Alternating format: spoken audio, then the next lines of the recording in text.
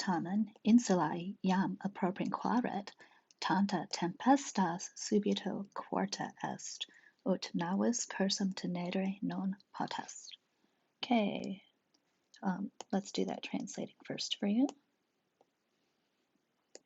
However, when he now approached the island, such a great storm suddenly arose that he was not able to hold the course. Actually, not he was not able, but the ship was not able to hold the course. Okay, how did we get that? We've got a ginormous cum clause here. How do we know? We have a cum plus a subjunctive appropinquaret. Notice imperfect subjunctive. Looks like the infinitive with a T. When he was now approaching the island. Okay, your subject over here is such a great storm.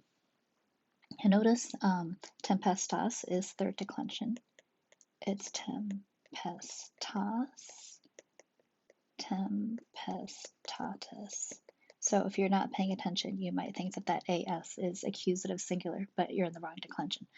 Such a great storm suddenly rose up, and tanta is important because there's your degree word that's introducing this result clause. So great that, but, and then here's our result clause. The ship was not able, again, you've got an imperfect subjunctive, to hold its course.